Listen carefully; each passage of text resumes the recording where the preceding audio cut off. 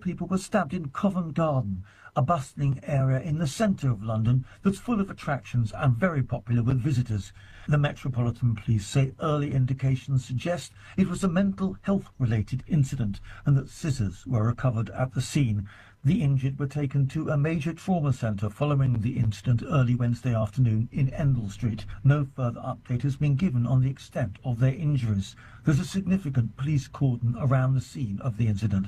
I'm Charles de Ledesma. A wildfire that swept across mountains and coastal areas west of Athens, Greece, displaced hundreds of animals. Volunteers rescued more than 280 pets and wildlife during days of extreme heat and shifting winds in Greece. News and analysis, townhall.com. The Senate confirmed Dr. Erica Schwartz as director of the Centers for Disease Control on Wednesday in a vote of 51 to 44.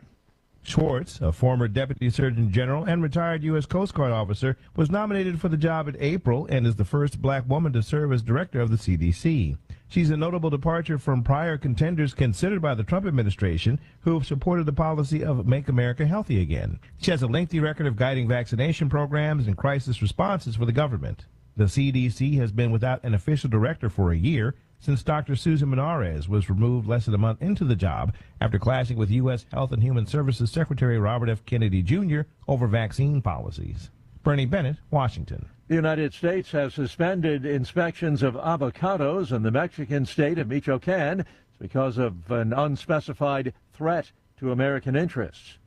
More on these stories, townhall.com. It's the Michael Patrick Leahy Show, broadcasting live from downtown Nashville. Now, here's Michael Patrick Leahy. Good morning, and welcome to the Michael Patrick Leahy Show. We are indeed broadcasting live from our studios in Nashville, Tennessee. It's Thursday, August 6, 2026, primary day here in Tennessee. It is time for the Morning Rundown, which is brought to you every weekday at this time by our very good friends at the Glock Store, glockstore.com, located just a few miles from the airport, right here in Nashville, Tennessee. So here we go. Here is the Morning Rundown for, let's see, where are we? Here's the Morning Rundown for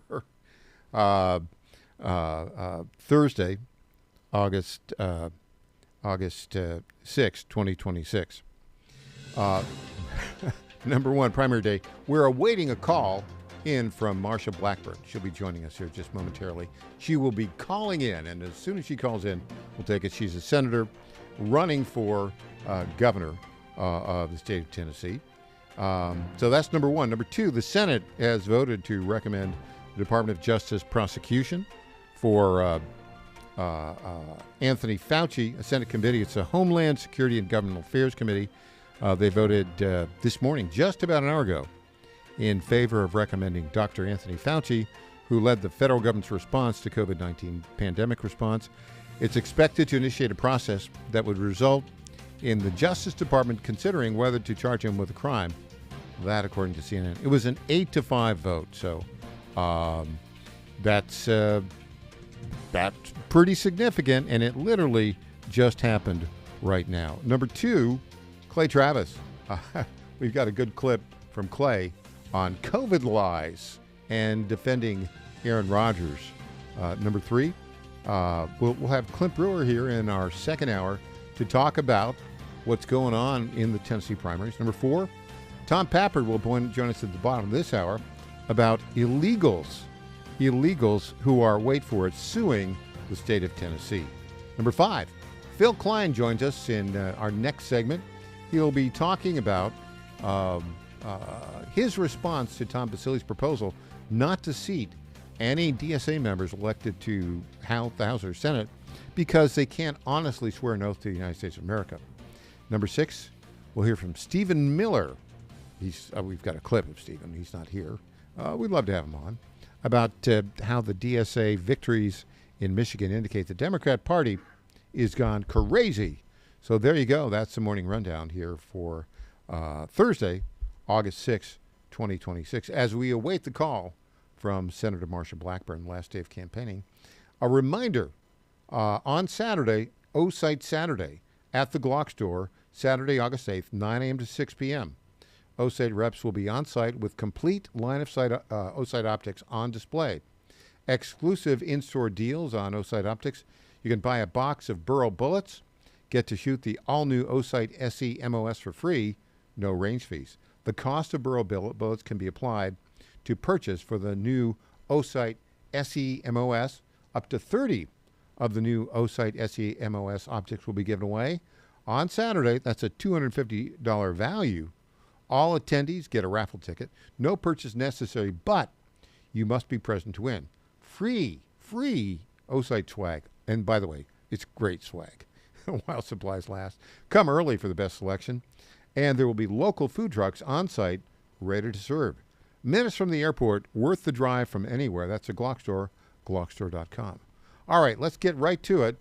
And let's the breaking news. Let's hear from Senator Rand Paul on the vote to hold Anthony Fauci in contempt of the United States Congress.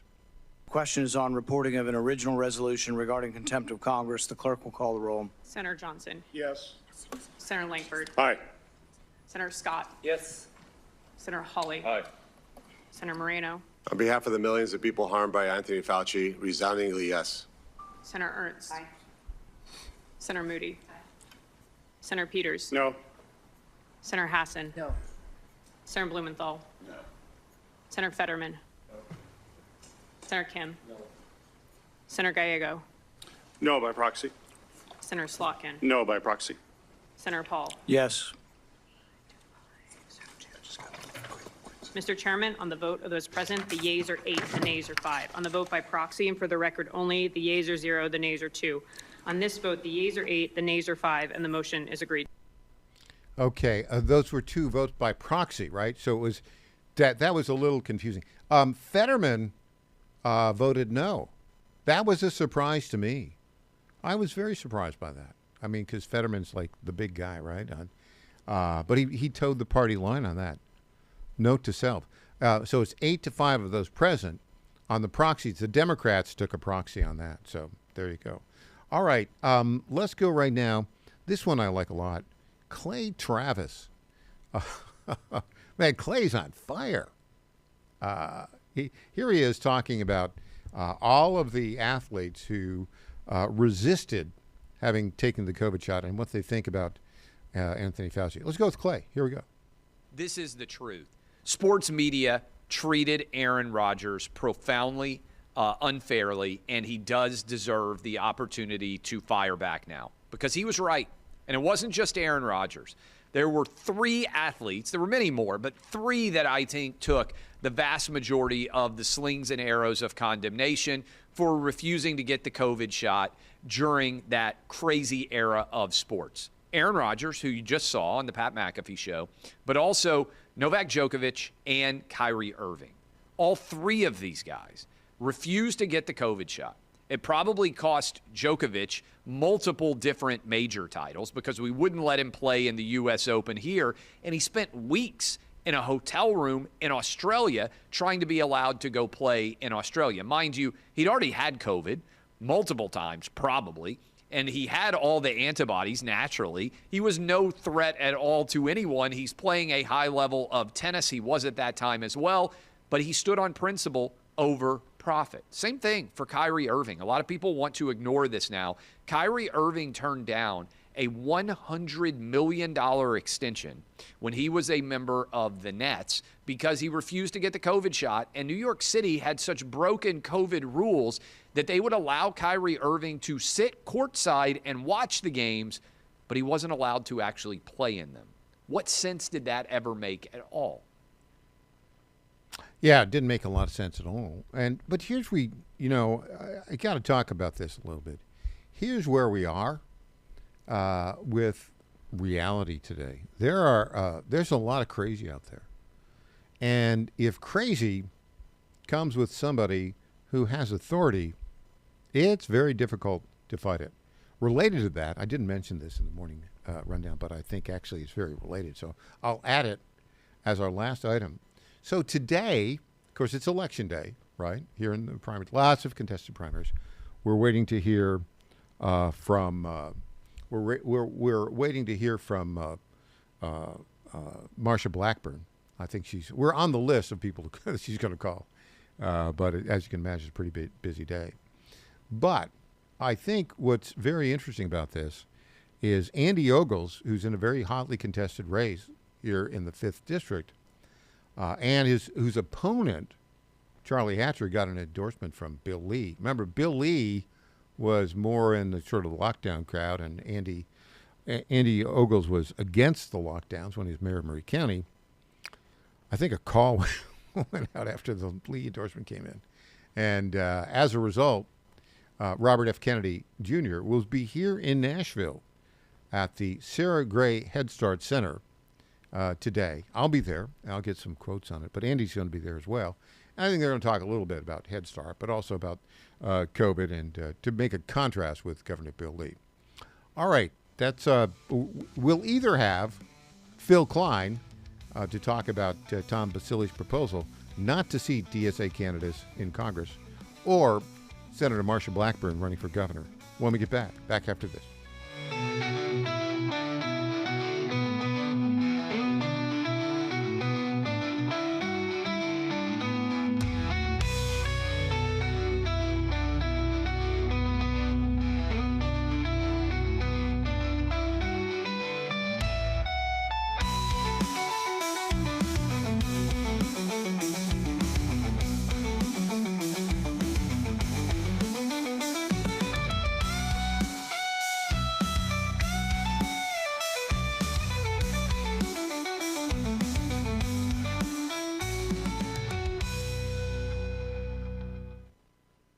And they're off. This summer, the Thunder returns to Colonial Downs Racetrack. Live thoroughbred racing June 25th through September 7th. Feel the excitement. Hear the roar of the crowd. Experience Virginia's premier horse racing destination every Thursday through Sunday all summer long. Bring the whole family for Family Fun Sundays, packed with activities for all ages. Parking? Free. General admission? Free. Memories? Priceless. Make Colonial Downs Racetrack your new summer fun time tradition. Get tickets and race day info now at colonialdowns.com. Now more than ever, it's imperative to support companies that share our conservative values. That's why I can't be more excited to tell you that I've switched my family to Patriot Mobile. Patriot Mobile is America's only Christian conservative wireless provider. When you switch to Patriot Mobile, you shift your support away from the leftist, woke, progressive agendas of Big Mobile. Patriot Mobile's wireless service works perfectly and seamlessly as you go about your lives with exceptional nationwide coverage that uses the same towers the main carriers use. Patriot Mobile donates a portion of every dollar earned to causes you care about, to organizations that fight for religious freedom, First and Second Amendments, sanctity of life, and the needs of veterans and first responders. Patriot Mobile has plans to fit any budget, along with great discounts for our veterans and first responder heroes, as well as multi-line users. Switching is easy. Just go to patriotmobile.com/Godzilla or call their U.S.-based customer service team, 972-PATRIOT. That's 972-728-7468. Use offer code Godzilla for free activation. Bad decisions limit future options. Make enough bad decisions and you will destroy your life. Listen to The Flatline with your host, Rick Hughes, every Sunday morning on the John Fredericks Radio Network. The Flatline describes a main line of resistance in your soul, built on God's Word. Join us every Sunday morning for 30 minutes of inspiration, motivation, and education, all without manipulation. That's The Flatline with Rick Hughes, heard here every Sunday at 8:30 a.m. on the John Fredericks Radio Network.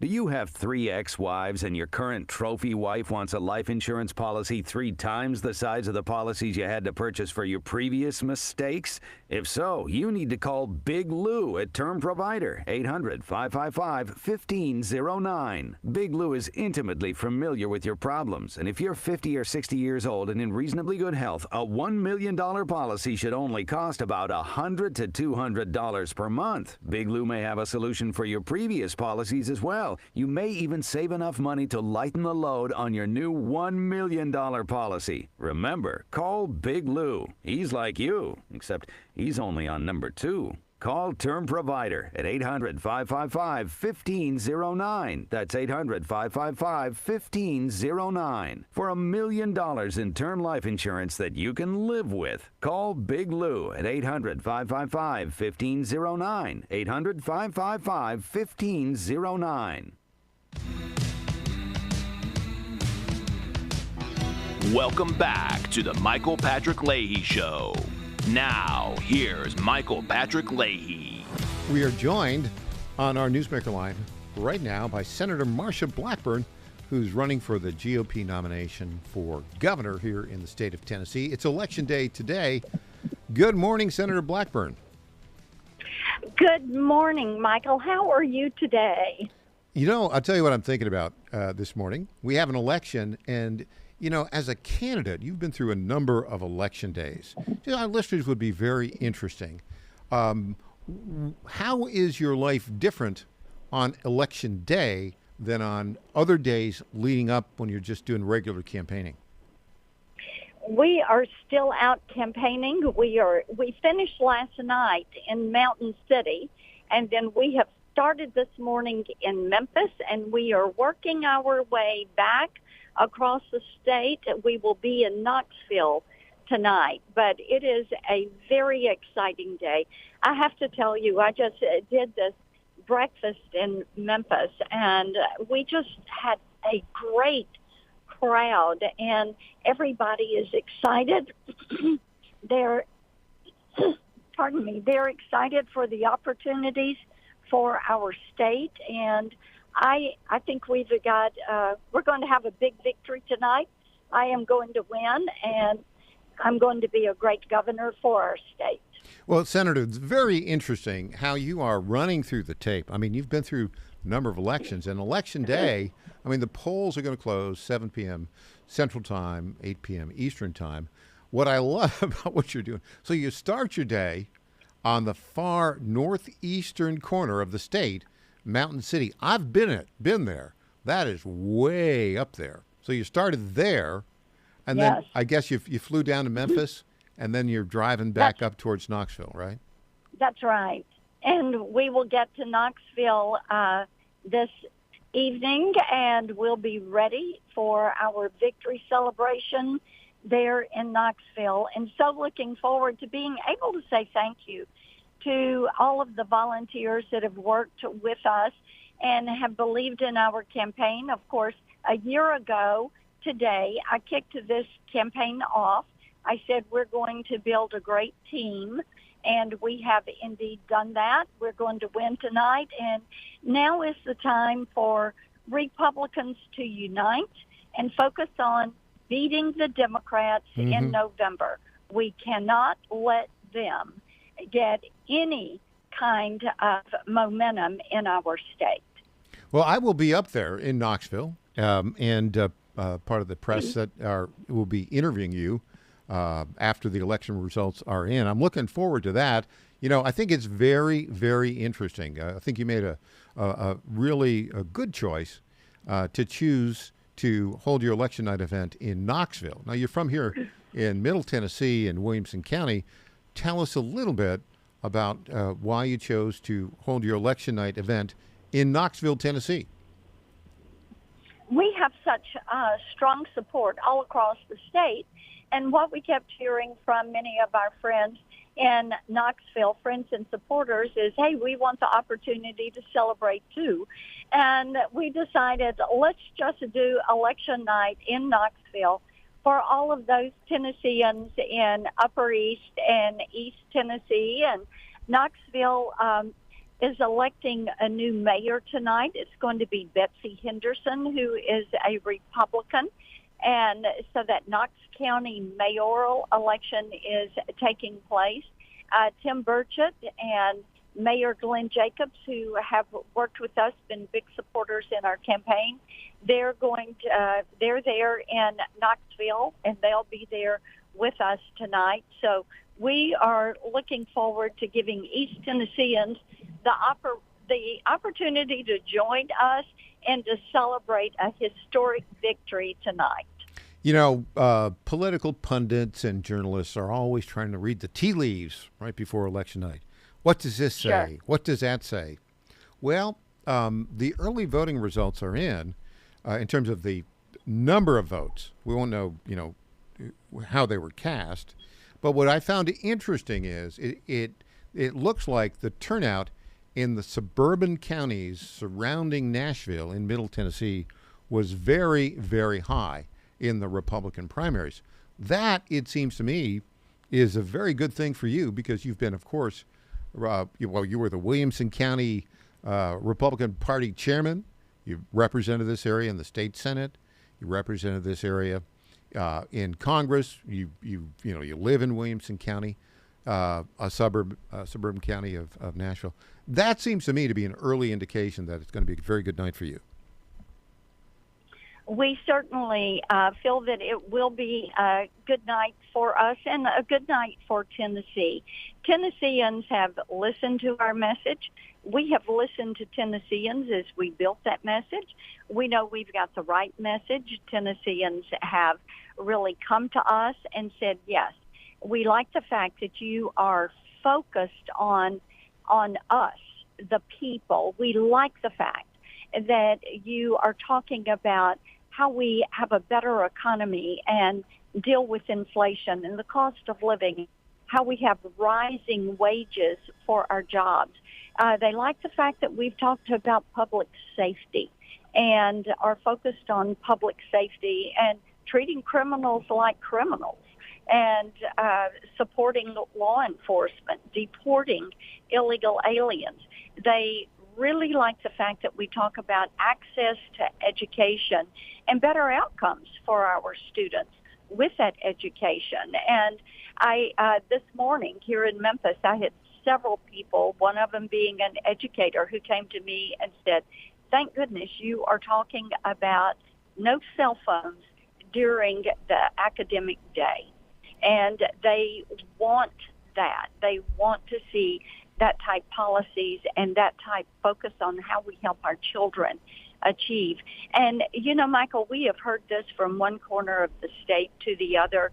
This is why we're going to win, is people agree with our message. They know that our state needs a leader, and that leader is me. Yeah, and just a couple points here. The first point on the no cell phones in school, your policy, your proposal is different than the current law because it would make it mandatory throughout the school day that kids couldn't have cell phones. Some schools are able now to, during breaks have it, which interrupts the flow. I want to add this one point, though. You just got an endorsement from the great Art Laffer, who moved to Tennessee in the 80s. And, he was somebody you'd talk to, I'm sure, when you led the effort to stop the state income tax. He says that Marsha Blackburn's efforts and leadership in stopping the state income tax was absolutely central to the subsequent 2.5 years of great economic growth in Tennessee. Comment about that a little bit and Art Laffer's endorsement of you, Senator Blackburn. Yes. Art Laffer is known for the Laffer curve and the way he helped to guide Reagan and now Trump's economic policy. And yes, indeed, I have talked with him many times about how we address certain policies, and he actually moved his operation to Tennessee after I led that battle against the state income tax. And that's how I got to know him and have continued to rely on him and his advice and counsel as we have approached different issues about taxation. He is a great guy. I was so honored that he would choose to endorse and to make that statement of support and endorse me in this race, and very grateful for it. One other thing I want to say to our listeners, and this is very important, I can tell you firsthand that Marsha Blackburn will be by far the most conservative and effective governor that we've had in the history of the state. I've lived here since 1990, went through the governor, McWhorter, Sundquist, Bredesen, Bill Lee, Bill Haslam. There's no question in my mind, because of your previous experience dealing with the Tennessee General Assembly, your policy proposals, which are very, very conservative and common sense, there's no question in my mind, Senator Blackburn, that you will be the most effective conservative governor in the history of the state of Tennessee. I appreciate that, and indeed we will be. We are going to be a great governor for our state. I think as I look at things, we know that Tennesseans want to be known as a Christian conservative state, and we have proven that lower taxes, friendly business policies, this is something that people gravitate to. Pro-life policies, making certain there is a strong economy where everyone can benefit. And that is the way we're going to govern. And you have heard me say many times, Michael, you may not always agree with me, but you will know where I stand. we do. I tell people where I am on this, that, or the other issue, and people appreciate that. They don't have to guess. Well, Senator Blackburn, I know you're driving up from Memphis to Knoxville. Safe travels. I will see you in Knoxville tonight, probably right after the polls close, and I think it's going to be quite a great event, and I really look forward to seeing you tonight. We will see you in Knoxville for the celebration. Thank you so much. All right, Senator Marsha Blackburn. Thank you for joining us, Senator Blackburn. All right, there you go. Very optimistic. It's running through the tape. That's very characteristic of Senator Marsha Blackburn. When we come back, Tom Pappert, illegal aliens suing the state of Tennessee. Why? Stick around, you'll find out. Back after this.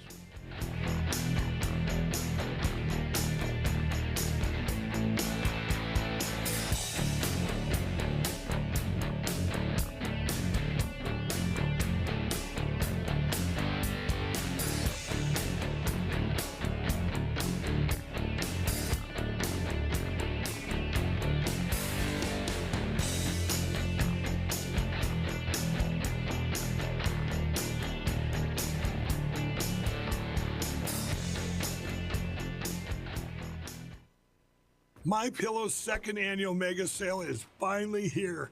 Get our patented premium MyPillows that adjust your exact individual needs to give you the best sleep of your life. When I got MyPillow, I'm asleep almost immediately. I stay asleep at night and I wake up more well-rested in the morning. I guarantee they're going to be the most comfortable pillows you'll ever own. King size only $24.98. Queen size only $19.98. Giza Dream bed sheets, the best sheets in history, as low as $29.98. Lux Pier 6-piece towel sets, towels that actually dry you. What a concept. Now only $39.98. And our made in the USA mattresses and mattress toppers as low as $99.98. So go to mypillow.com or call the number on your screen.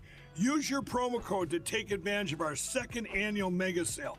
Plus, free shipping options available when you order today. So don't delay, order now. Everybody's talking about weight loss injections because the results are so dramatic. They work by lowering blood sugar and reducing appetite. So, what if you're looking to lose weight but not interested in painful weekly injections, especially when you hear about some of those intense side effects? That's why doctors created a weight loss supplement called Lean, and the results are remarkable. The ingredients studied in Lean have been shown to lower your blood sugar, burn fat by converting it into energy, and curb your appetite and cravings, so you're not as hungry. But listen, Lean is not for the casual dieter with only a few pounds to lose. The doctors at Brickhouse Nutrition created Lean for frustrated dieters with 10 or more pounds to lose. Get started with 20% off and free rush shipping so you can add Lean to your healthy diet and exercise plan. Go to takelean.com and enter the code Godzilla for your discount. That's discount code Godzilla at takelean.com. At the end of the day, I don't care. That's Andy Ogles. I'm an economist, former member of law enforcement. I work in traffic. After lying about his resume. I don't recall ever saying I had an economic degree. The local sheriff said Ogles lied about his work in child sex trafficking, and his phone was even seized by the FBI, and he's still under investigation. After all the lying, what's Andy's message to Tennessee families? Hey, I don't care. Paid for by Invest in Tomorrow Coalition PAC, not authorized by any candidate or candidates committee. Washington is wasting $500 million every year on a federal supervision system that doesn't work. Probation officers are overwhelmed. Resources are going to people who pose zero threat, while actual dangerous individuals slip through the cracks. The Safer Supervision Act stops the waste and refocuses every dollar on protecting families from harm. President Trump's own pollster found about 80% of Trump voters want this fixed. It's time for Congress to get this done. Stop the waste. Protect our communities. Visit safersupervision.com. Paid for by the Reform Action Fund. Congratulations to my friend Michael Patrick Leahy on 9 years of journalistic excellence. I'm Lenny McGill, owner and founder of the Glock Store here in Nashville, Tennessee, and a proud sponsor of Michael Patrick Leahy's Tennessee Star Network for over 5 years. When we started, he was on just one local station. Now, he's on 20 stations. His motto, find the truth and report it. And as long as he sticks to that, we'll stick to being a sponsor. And next year, Michael, let's have a party for you right here at the Glock Store. I'm Brent Taylor, and I approve this message. Brent Taylor has my complete and total endorsement. Those are the words of President Trump announcing his endorsement of Brent Taylor for Congress. President Trump can count on Brent Taylor to support the American First agenda, fighting inflation, cutting spending, deporting illegal immigrants, and protecting our conservative values. President Trump endorsed Brent Taylor for Congress. Now he needs your vote. Paid for by Brent Taylor for Tennessee. Only one. There is only one conservative running for State House District 65, and that's Lee Reeves. Lee Reeves is the only one who has fought to protect the unborn and defend the sanctity of life. That's why Lee Reeves has the endorsement of Tennessee Right to Life. Lee Reeves is the only one who has fought to secure your Second Amendment rights, earning the endorsement and an A+ rating from the NRA. And Lee Reeves is the only one who has fought against illegal immigration, standing firm to secure our border and protect Tennessee families. Only one conservative has delivered for District 65, securing funding for Williamson County and the Mac Hatcher expansion. That's why Mayors Rogers Anderson and Ken Moore and State Senator Jack Johnson endorse Lee Reeves. There's only one conservative for State House, and that conservative is Lee Reeves.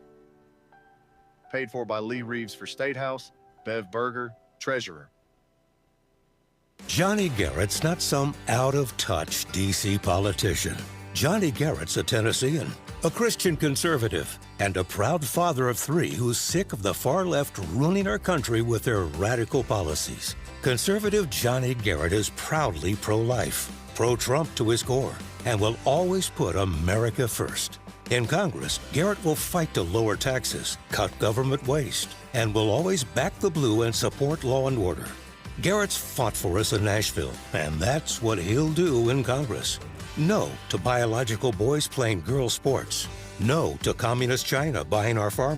200 following took the globe.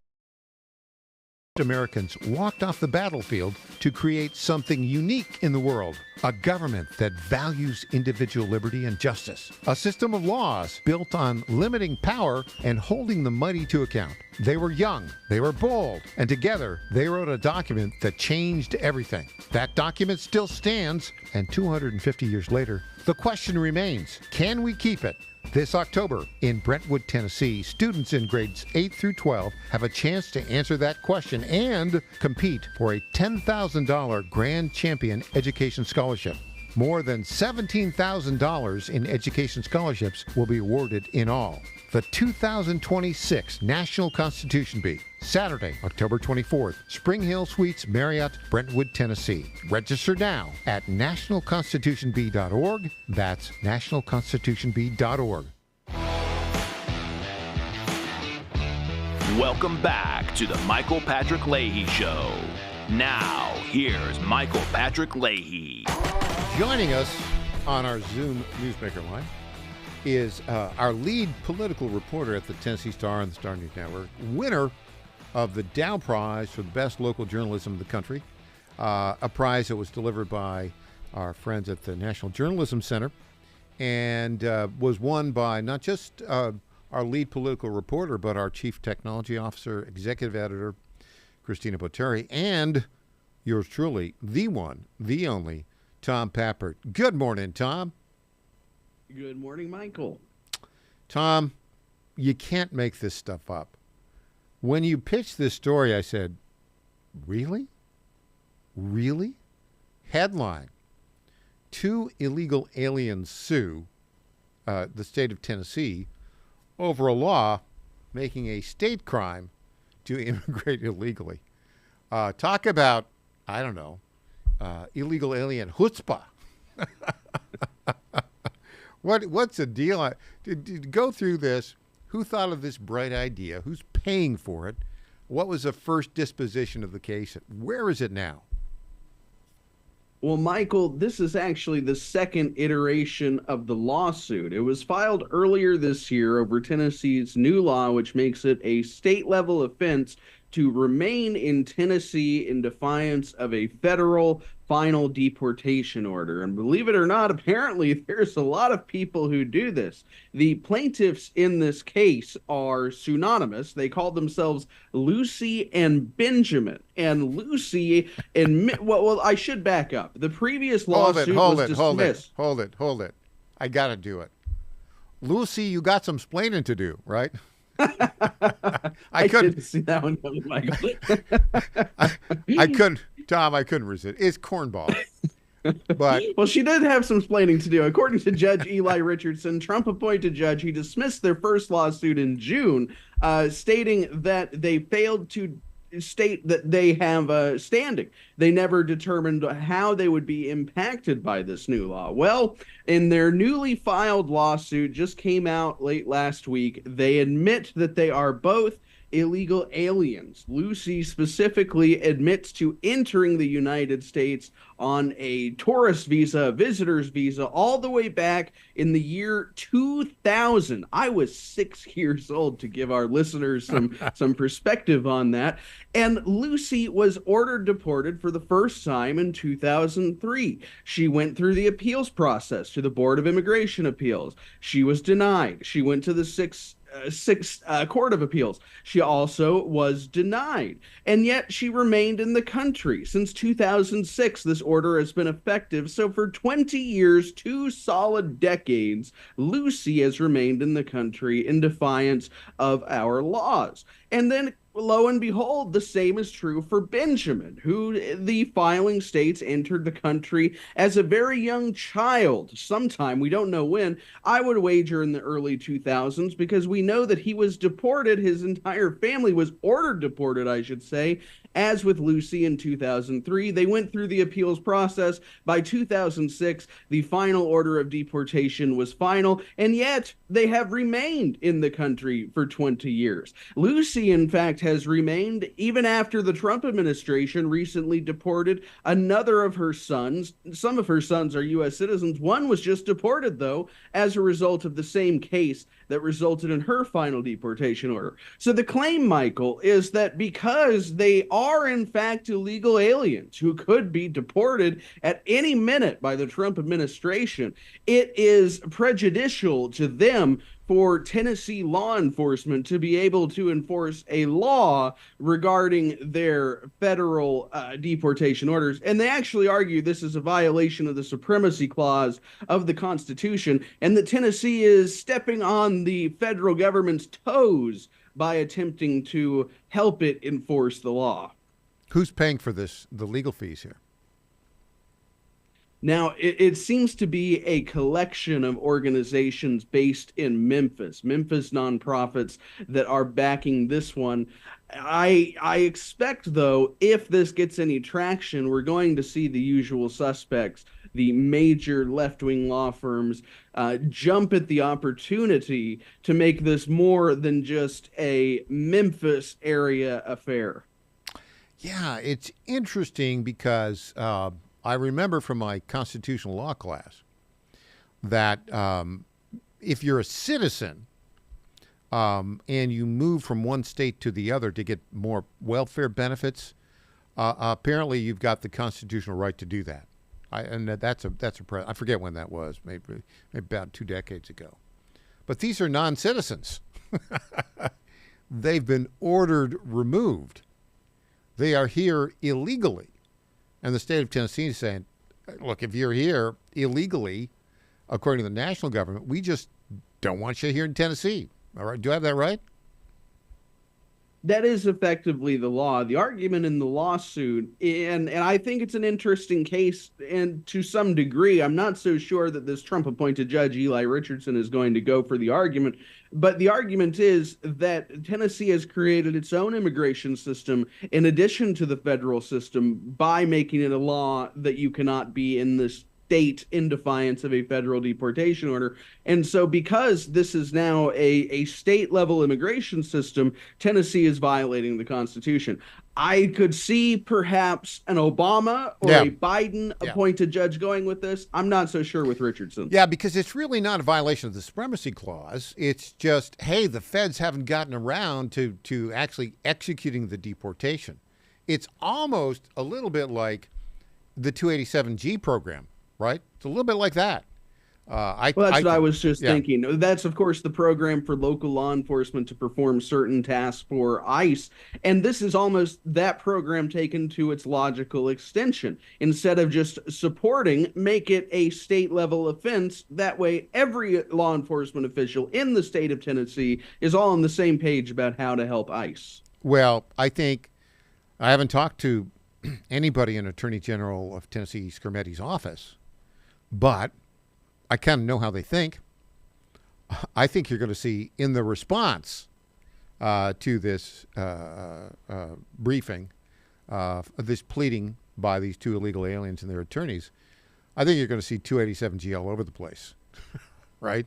This is, in effect, simply that same kind of approach.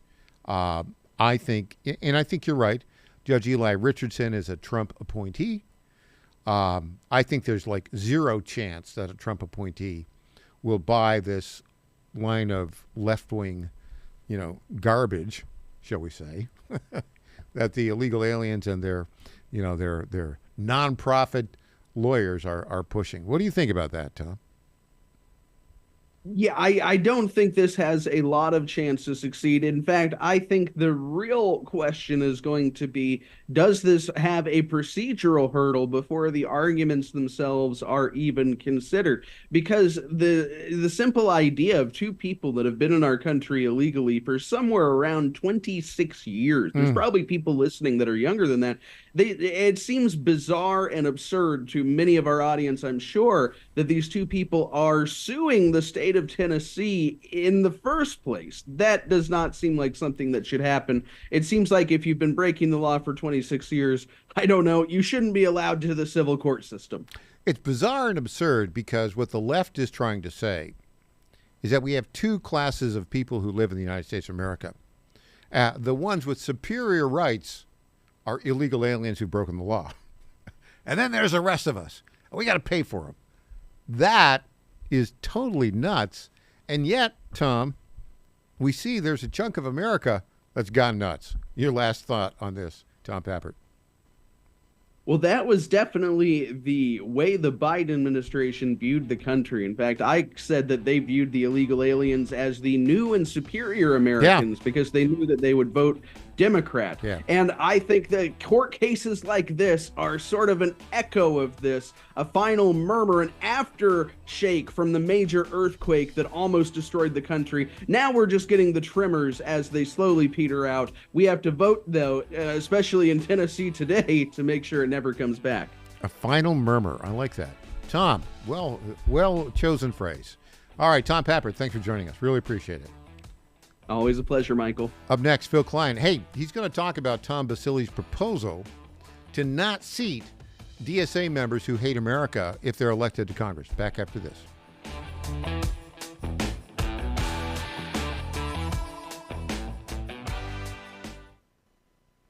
In 2008, the amount of concentrated time people could spend on a task without becoming distracted was 12 seconds. 5 years later, it was only 8 seconds, 1 second less than a goldfish. If you're often distracted or have trouble recalling information, you're likely to fall behind in the demanding, fast-paced 21st century. In other words, brain performance is more critical now than ever. Boost your brain power with Healthy Cell's Focus Plus Recall. Science-backed nootropics to help you sharpen focus, concentrate longer, enhance recall, improve mental speed, learn rapidly, and be more alert. It's a pill-free brain supplement made with maximum absorption ingestible gel technology, designed to feed your brain at the cellular level. Take it for a test drive. Go to healthycell.com and use code GODZILLA for 20% off your first order of Focus Plus Recall. That's healthycell.com, code GODZILLA for 20% off. Folks, this is Crom Carmichael, CEO of Solti. I have recently turned 77 years old. I do not take prescription drugs. I have not had to take prescription drugs, and I attribute a lot of my good health to a product that I've been taking, which is the active ingredient in Soul Tea. It's a 22% concentration of theaflavin.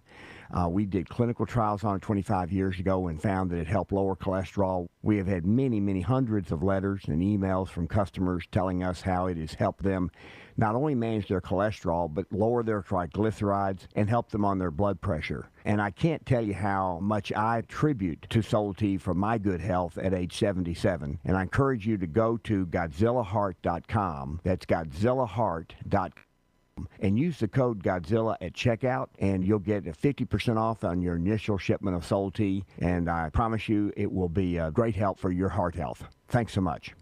Now more than ever, it's imperative to support companies that share our conservative values. That's why I can't be more excited to tell you that I've switched my family to Patriot Mobile. Patriot Mobile is America's only Christian conservative wireless provider. When you switch to Patriot Mobile, you shift your support away from the leftist, woke, progressive agendas of Big Mobile. Patriot Mobile's wireless service works perfectly and seamlessly as you go about your lives with exceptional nationwide coverage that uses the same towers the main carriers use. Patriot Mobile donates a portion of every dollar earned to causes you care about, to organizations that fight for religious freedom, First and Second Amendments, sanctity of life, and the needs of veterans and first responders. Patriot Mobile has plans to fit any budget, along with great discounts for our veterans and first responder heroes, as well as multi-line users. Switching is easy. Just go to patriotmobile.com/Godzilla or call their U.S.-based customer service team, 972-PATRIOT. That's 972-728-7468. Use offer code Godzilla for free activation.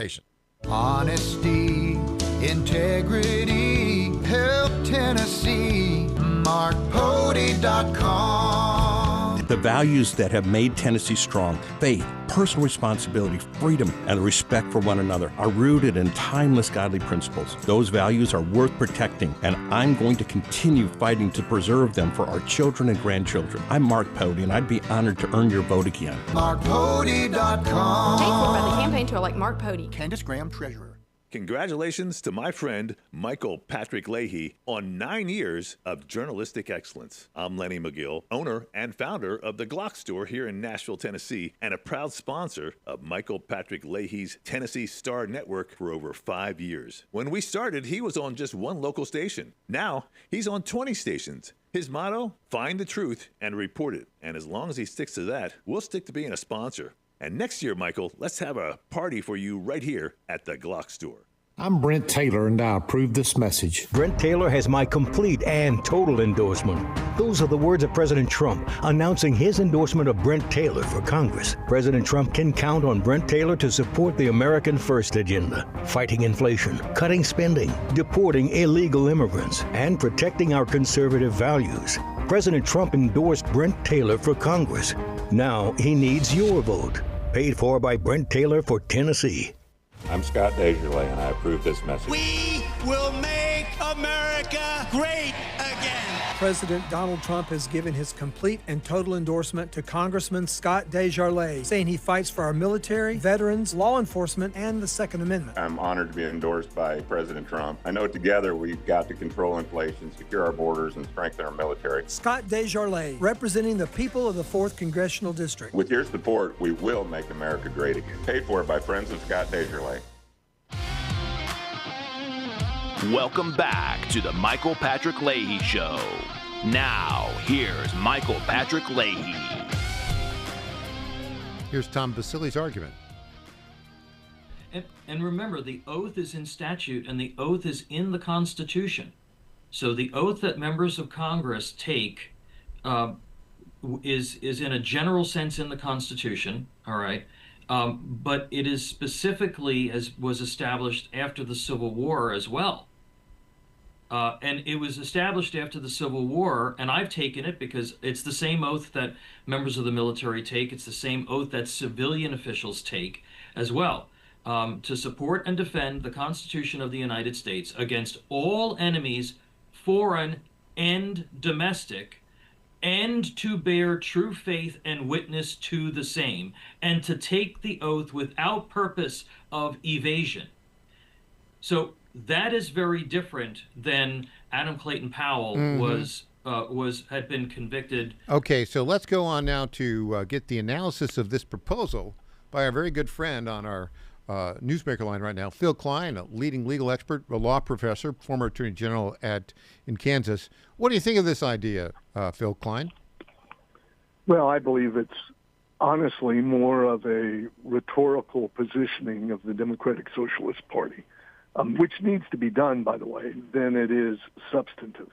The United States Supreme Court has weighed in on this. We have often had very significant battles about our Constitution in which candidates have run for office trying to, what many considered at the time, radically change the Constitution through its method of amendments, and no one has tried to prevent them from serving in office. That goes back even to Reconstruction and slavery. And the only time that you have seen this is when people have entered into rebellion against the United States. And the Supreme Court has had some cases on this issue. In 1966, there was an effort to prevent a congressman from taking his seat in office. It could have been a state. I'm sorry, I'm forgetting. In Bond v. Floyd, his statements against the Vietnam War were used to try to prevent him from taking office, and the Supreme Court said you can't do that. Bond v. Floyd. I'm going to have to look that one up. That's it. This is why we bring you on, Phil. Well, there's always something. And there's a broader concern, and there's actually two other cases: Powell versus McCormack in 1969, which said Congress can't expand the oath beyond what the Constitution requires, and U.S. term limits versus Thornton in 1995 said Congress can't add qualifications to what the Constitution already requires. So, and there's another underlying concern here. Now, certainly if somebody enters into insurrection, calls for the overthrow of the United States government, or calls for the Constitution to be changed by force or eradicated, then you have something that you can talk about. But otherwise, it takes an affirmative act against the structures of the democratic process. And that's not what I see the DSA doing. I see their platform, if they are successful in amending the Constitution, is a platform that will destroy the accountability of government. And I believe we have an obligation to reveal that to the American voter. And hopefully the American voter is paying enough attention to reject this. But we've had debates about our Constitution for over 200 years. I mean, the size of the Supreme Court has been changed multiple times through those years, and that can be done through congressional acts. So there's the broader concern with the proposal that's being presented, as I see it, is I don't want to turn over to government the ability to define whether I am telling the truth or not, except in clear instances of expressions about facts. So in other words, it becomes a thought and speech restriction very, very easily if you go down this road. What speech constitutes defiance of the Constitution? So if somebody gets up and says, like the DSA people say, I want to get rid of the United States Senate, and I want to destroy our constitutional republic. But I think your argument is that's just freedom of speech. Do I have that right? Well, generally, yes. For example, I want to eliminate the United States Senate. That can be done through a constitutional amendment. Gotcha. We've changed the way that our Senate has been selected from votes by the state legislature. Exactly, which I kind of liked. Phil Klein, I know we're very brief today, but you again, with that expert legal analysis, you hit it out of the park. Bond v. Floyd, I got to look that one up. I think you got it right, Phil. Thanks so much for joining us today. All right, thank you. Appreciate you. All right, when we come back, Clint Brewer, we're going to be talking about Tennessee primary day. Button up, buckle up. Back after this.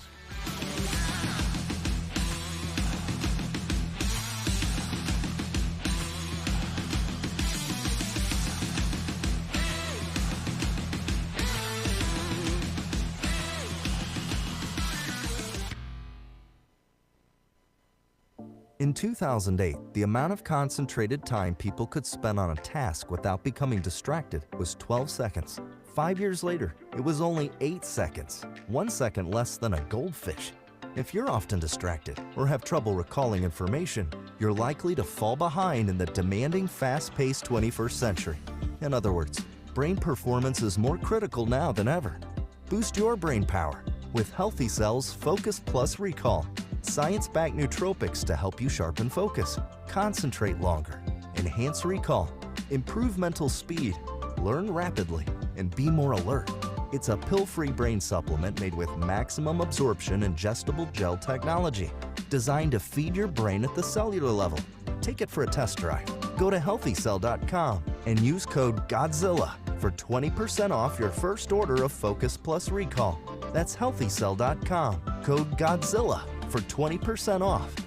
The Cats and Cosby Show. It's the top news of the day. People are out there saying, oh, the Iranians are never going to live by it. But let me tell you something. President Trump is going to bomb them again if they screw around.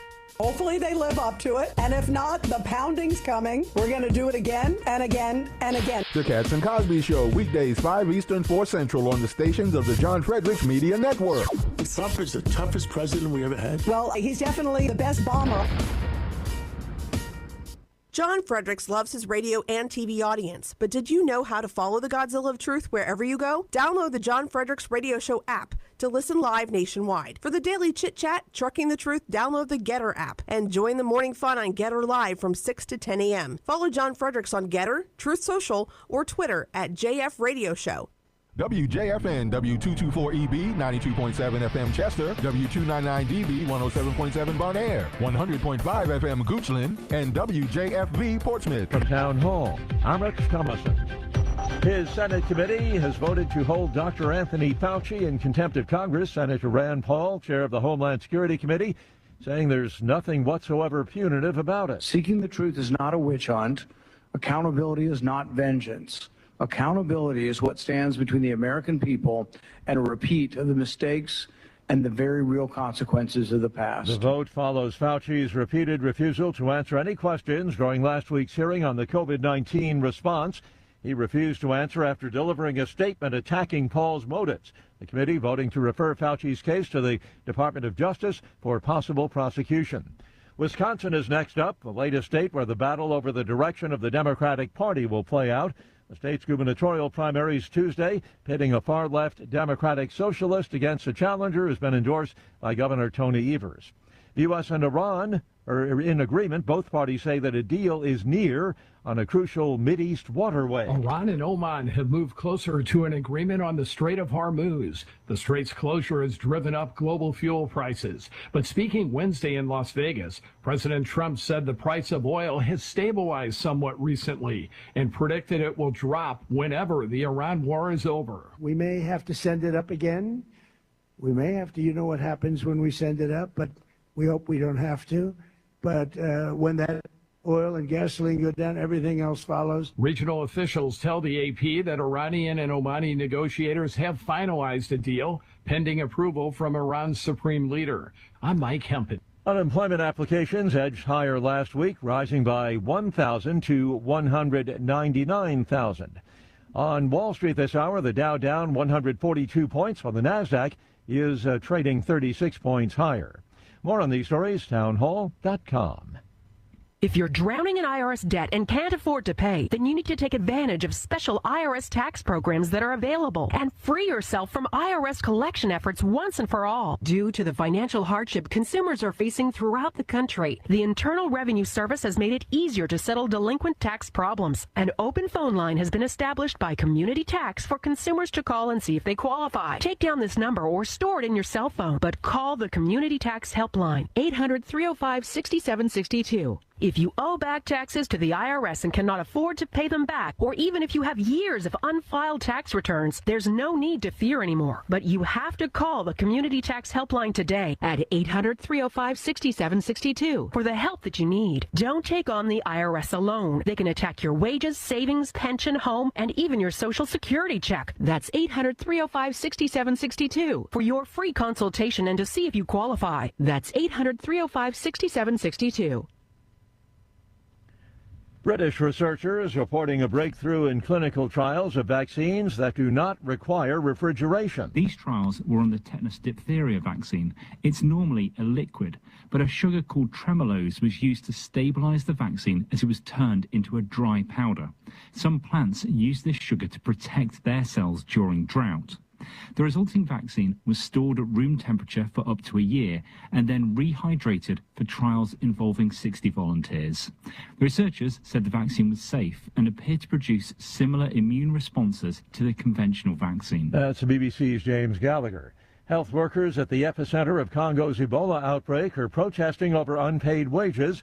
They abandoned several public health facilities earlier today, demanding to be paid. The protests are taking place in a region which accounts for almost 90% of Ebola cases in the country. News and analysis at townhall.com. The French government is cracking down on something that's become a major annoyance for a lot of people. It's generating a lot of complaints. France is banning unsolicited telemarketing calls starting August 11th. That follows years of people complaining. The new law aims to protect consumers from the intrusive calls and fraud. Previously, people had to opt out of marketing calls. Now, companies making the illegal calls can face some very heavy fines. Similar measures have been implemented in Germany. The United States, well, we only have the opt-out option, and many say that doesn't always work.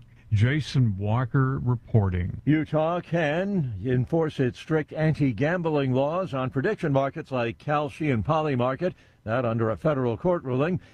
Kalshi had asked a judge to prevent the state from enforcing restrictions on the platform. More on these stories, townhall.com. It's the Michael Patrick Leahy Show, broadcasting live from downtown Nashville. Now, here's Michael Patrick Leahy. And welcome back to the Michael Patrick Leahy Show. Well, we have quite a day here going on in Tennessee. It is primary day, and we'll know later tonight who has won the GOP nomination for governor. Also, we'll know there's some very interesting races going on in Congress. Here, the new 9th District, which extends all the way from Memphis across a couple of rural counties just north of Mississippi and Alabama, and then up north to suburbs of Nashville. That race where State Senator Brent Taylor is considered the leader, that's an interesting race. The 5th District has turned out to be a very, very hot race because that's a district, it's a newly created district. It's, Republican plus 18.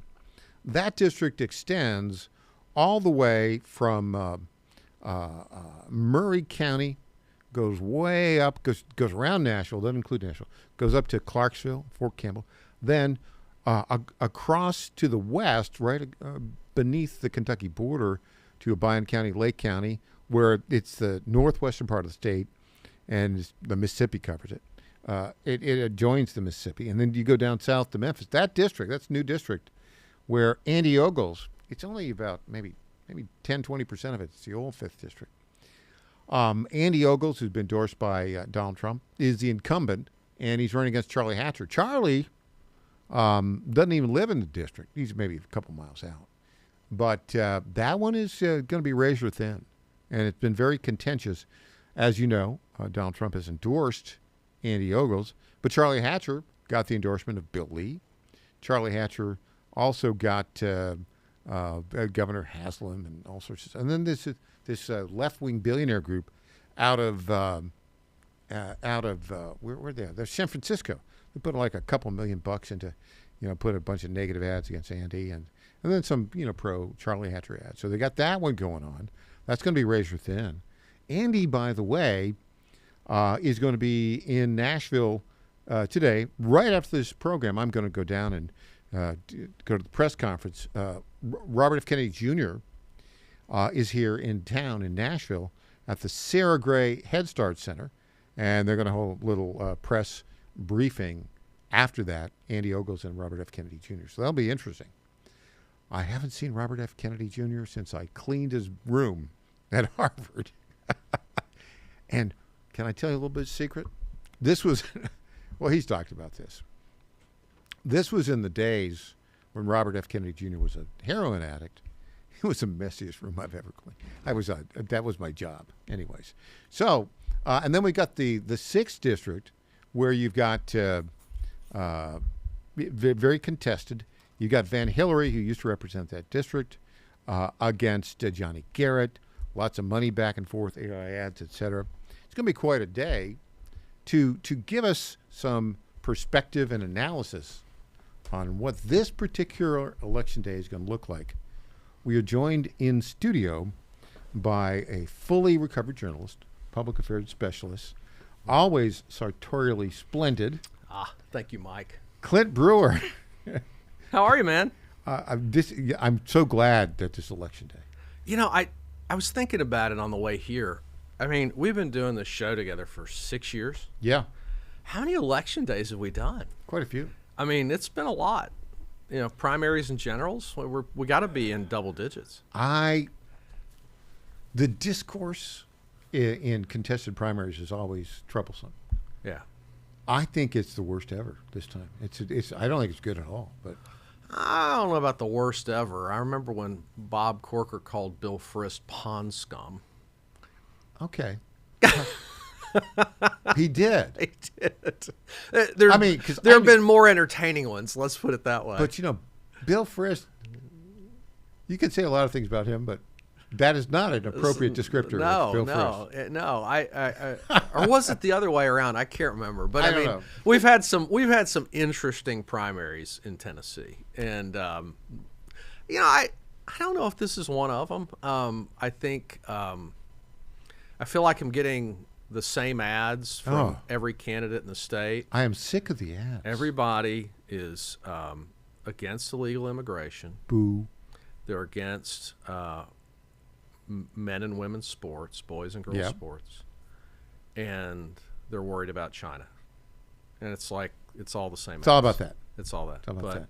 I think they're really interesting races, particularly with the redistricting and some of these congressional matchups. To you, what are the most interesting races? Well, I mean, it's 5 and 6. I mean, it's the 5th congressional district, which is the incumbent Andy Ogles versus Charlie Hatcher, the former agriculture commissioner, in a weird district. I mean, geographically, the 5th has been written up in the last week in Politico and Punchbowl. I mean, if you follow congressional news, you know, and I mean, it's a national focal point. And then the 6th, which has got Van Hillary and Johnny Garrett. Yeah, which is an interesting one. Representative Garrett, a lot of his district was drawn out of the new congressional district. A lot of his state representative district was drawn out. Yeah. So the district was designed.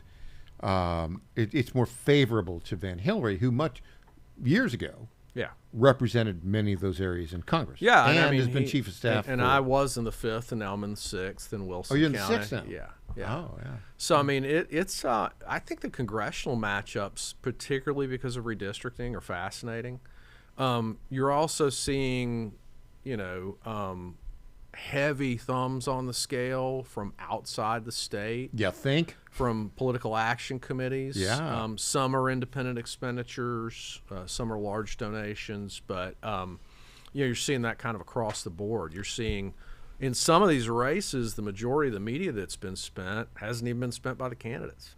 Well, let's take the 5th race where Charlie Hatcher, there's a group called Invest in Tomorrow. Yes. Which is funded by left-wing billionaires out of San Francisco. Right. They are all over, on negative ads against Andy Ogles, the incumbent. Which is interesting because the Democrat who's likely to win, Chaz Mulder, Mayor of Columbia. It's been pretty well reported his campaign wants to run against Andy Ogles. They don't want to run against Charlie Hatcher. Like he and Charlie Hatcher are saying much of the same thing. Right, so I mean, it's does he really though? It's like small town guy versus small town guy, But does Chaz Mulder really want to run against Andy? Yeah, I mean, I think for me the one of the defining themes right now politically is product differentiation. Right, it's a marketing concept that you have to. So these candidates are products. Well, yeah, and to some extent. I mean, they're products that are trying to be sold to voters, right? Yeah, and so, you get Mulder, who's trying to run as a very vanilla centrist Democrat, which he's not, but yeah, right. But that's how he's running. That's how he's running. And then you've got, Commissioner Hatcher, who's running, a more toned down, less MAGA focused race, and but he says he supports Trump, but he's not going to be on the he's a Republican. He's not going to be on the cutting edge like I mean, he's a Republican, so any Republican candidate's going to support the Republican president, right? Yeah. But he's not. His media and his message and his advertising, that'd be the fourth thing in every campaign ad I'm hearing, which is, I'm going to be the best fighter for Trump. Fighter. Yeah. And Fight. And so, a lot of this was sort of presaged in the 7th District congressional race, the outside money, the themes, Yeah. And so Matt Van Epps won the special election against the Democrat Al right, Bain, he's a DSA type. Right. Basically. And so, there's some through lines to these primaries on the congressional side, and it's going to be an interesting night. I think the two races we're talking about, I think the outcome's going to be very tight. Razor thin, I would say. Yeah, it's going to be tight. All right, back with Clint Brewer after this.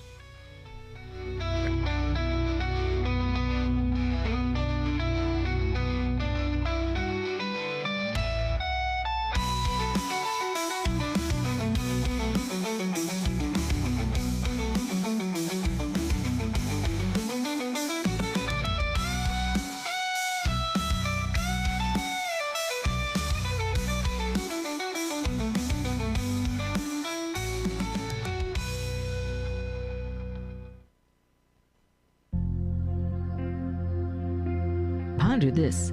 We sometimes hear newly married couples discuss their future life as a family.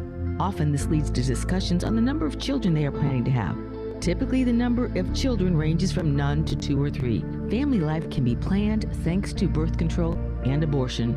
But the reality is that God has a birth control plan already established for those who love Him and trust in Him. We are called to live a life of chastity according to our state in life. If you are called to a married life, being open to life according to God's plan is a great gift and probably the greatest challenge in today's modern world. It starts by selecting a spouse who puts God and family first. Then, trust in God's birth control plan, where parents are open to life and provide a sanctuary of faith for their family. Allow God, the author of life, to plan your family. I'm Susie Kelly, and I am passionately Catholic.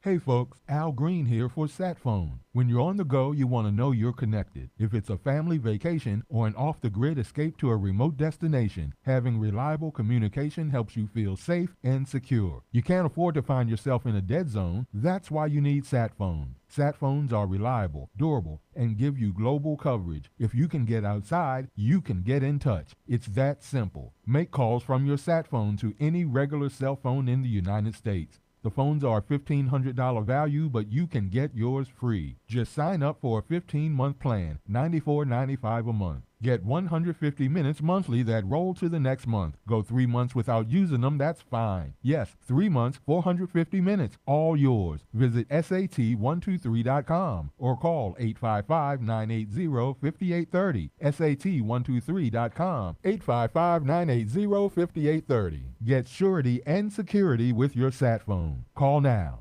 Washington is wasting $500 million every year on a federal supervision system that doesn't work. Probation officers are overwhelmed. Resources are going to people who pose zero threat, while actual dangerous individuals slip through the cracks. The Safer Supervision Act stops the waste and refocuses every dollar on protecting families from harm. President Trump's own pollster found about 80% of Trump voters want this fixed. It's time for Congress to get this done. Stop the waste. Protect our communities. Visit safersupervision.com. Paid for by the Reform Action Fund.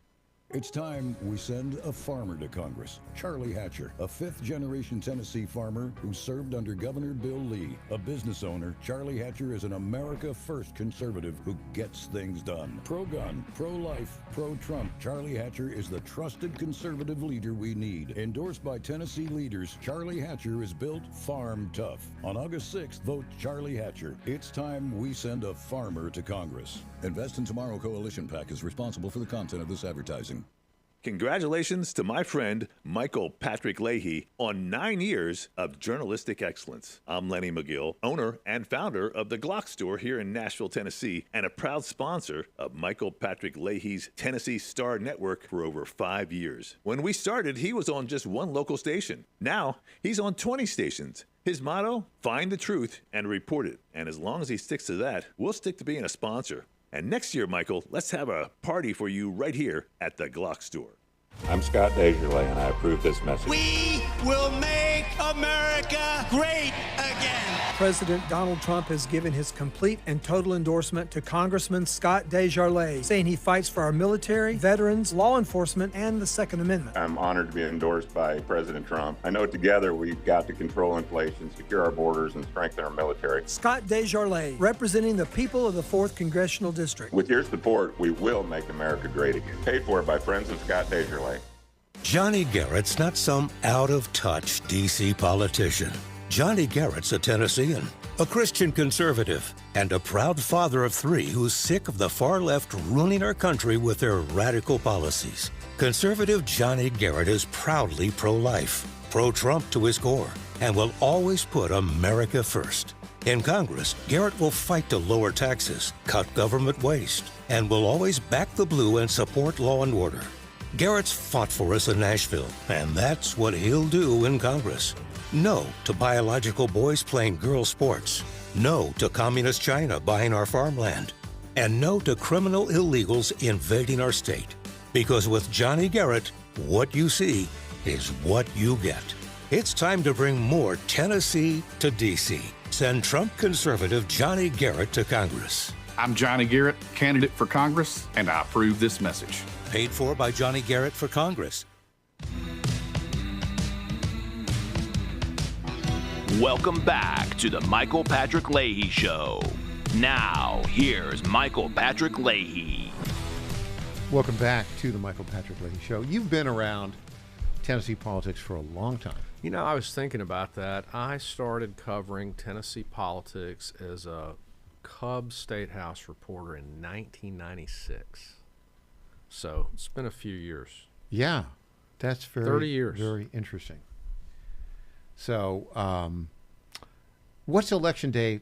How is Election Day in 2026 different from Election Day in 1996 in Tennessee? Well, I mean, it's different everywhere because there's a lot more information all the time, right? Like, you know, in 1996, there was no X, there were no websites really to speak of. It was all word of mouth. It was just a phone tree all day of people calling. What are you hearing? What's going on? What do you hear? What's the word? Let me just up. What are you hearing? Yeah. What do you see? Because when you look at these things, people say, and polls, right, which have been a valuable tool at times in the past, have really devolved into propaganda push pieces. Yeah, they're more like advertising, marketing, right? Really. But I mean, 30 years ago, it was all analog. It was all telephone. You'd have to figure out where you'd go. I mean, in newsrooms, we'd go get in the car and go to polling places. Yeah. And actually see live people. Well, we'd see whose workers were working which polling places, which precincts had heavy traffic. We'd go in and talk to the poll workers. How's voting been? And of course, it wasn't information we could get out. Sometimes there would be big events on election days. A lot of times, I mean, most of it was planning for that night, which you knew was going to be a long night. And if it were local races, you'd have to have somebody at the election commission to get the results as they came in. And depending on the technological astuteness of the local election commission, maybe there was a TV screen where the feed was coming across. But usually it was like paper printouts, and then we'd have to wait for people to come back to the newsroom or call in. There were cell phones, and that evolved over the years. A lot of publications had their own websites by the mid, aughts.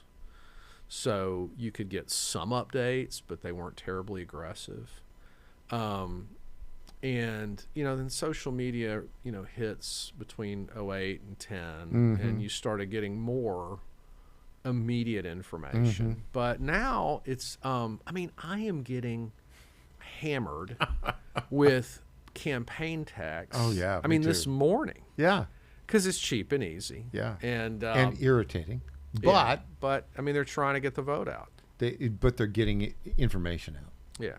As irritating as it can be. If you want to kind of define the difference, right, in terms of election night,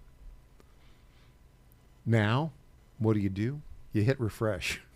Well, I don't even have to look too far. Yeah. I am getting text ads for the GOP committee man running in my county. Yeah, running for state executive committee. I've never had one of those in my life. It's just become so focused on, a digital footprint and smartphones.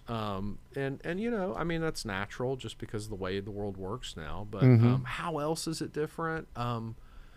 It used to be the candidate's schedule was the big thing. Where are they going to be? How are they spending that last week before Election Day? And that would tell you somewhat what was important to their campaign. What slice of the electorate were they really trying to either shore up or close?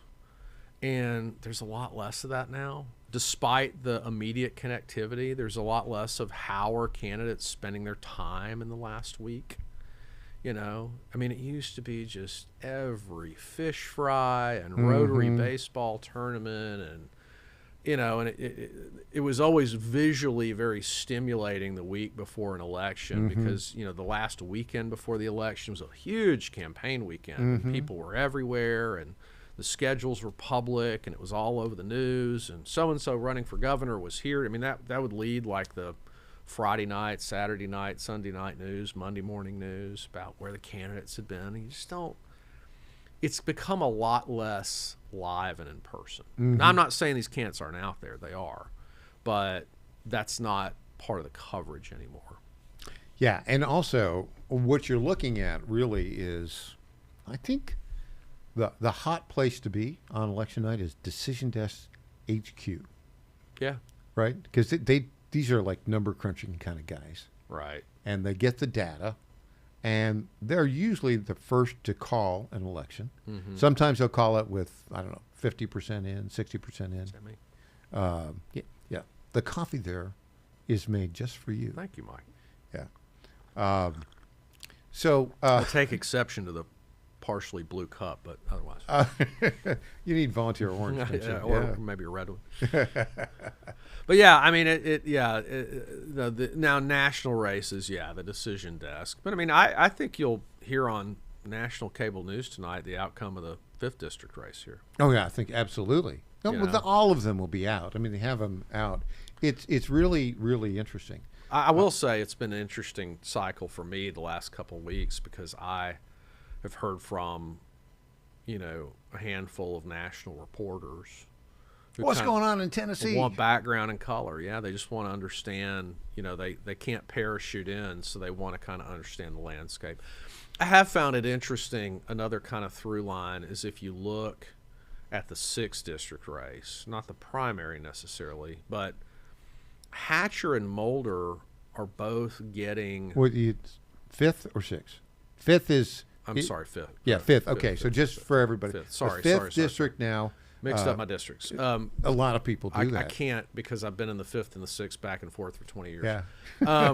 So I was in the 6th, then it was in the 5th. The incumbent in the 5th, which goes from Murray County south of Nashville, Williamson County, doesn't do any in Nashville, goes up to Fort Campbell, all the way across to the west beneath the border with Kentucky to Obion and Lake County, and then down to Memphis. It's like a crazy. But Hatcher, Commissioner the challenger, Hatcher and challenger to Andy Ogle, the incumbent in that district, and Mayor Mulder, the Democrat likely nominee in Columbia. They're both kind of running, at least in the messaging and the support they've received, kind of throwback races. So I mean, like, Hatcher's getting support from a wing of the Republican Party in the state that hasn't been terribly politically active. Bill Haslam.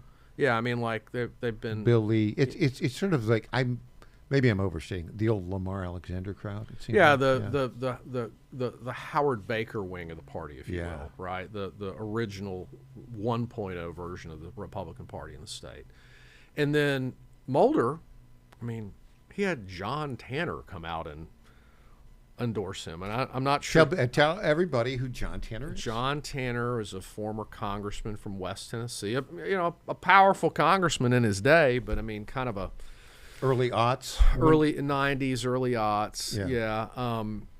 He had Phil Bredesen endorse him, who's in his 80s now. And by the way, Bredesen was the hot Democrat candidate, entrepreneur. Oh yeah. Mayor of Nashville, widely respected. As governor, well respected. And as governor, actually got along with the Republicans in the legislature and more than his own party.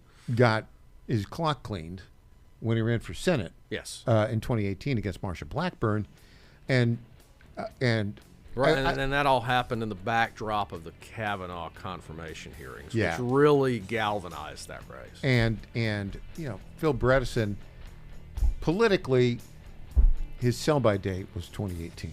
Yeah, but I mean, you're seeing some sort of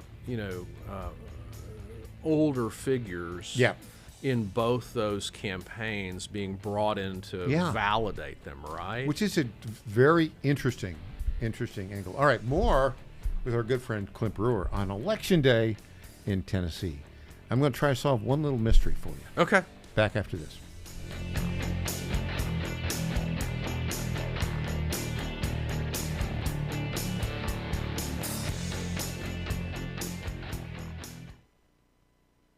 This is Crom Carmichael, CEO of Soul Tea. We got a wonderful email from one of our customers up east named Joe, and here's what he had to say. I started taking Soul Tea almost out of desperation with little hope because I was resigned to the futility that although I was up to taking 2 statins a day, high cholesterol was something I just had to learn to live with. In fact, when I turned 60, after taking a stress cardio test, my doctor called me on a Saturday, which of course is never a good sign, and told me that I was clogged more than 95% of the people my age. I had an angioplasty and a stent procedure done at that time. Today, my stubborn triglycerides are only 1/3 of what they had been before starting taking Soul Tea. My prescription statin dosage has shrunk from 60 milligrams to only 10 milligrams a day. My primary care doctor that I have had for many years still can't believe the results, and neither can I. Thank you, Soul Tea, for providing such a wonderful product. And folks, I want to invite you to take care of your heart also by going to GodzillaHeart.com. That's GodzillaHeart.com. Use the code Godzilla at checkout, and you'll get a 50% discount on your initial shipment. Thanks so much.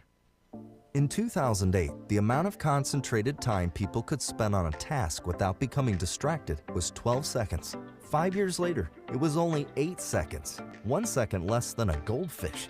If you're often distracted or have trouble recalling information, you're likely to fall behind in the demanding, fast-paced 21st century. In other words, brain performance is more critical now than ever. Boost your brain power with Healthy Cells Focus Plus Recall. Science-backed nootropics to help you sharpen focus, concentrate longer, enhance recall, improve mental speed, learn rapidly, and be more alert. It's a pill-free brain supplement made with maximum absorption ingestible gel technology, designed to feed your brain at the cellular level. Take it for a test drive.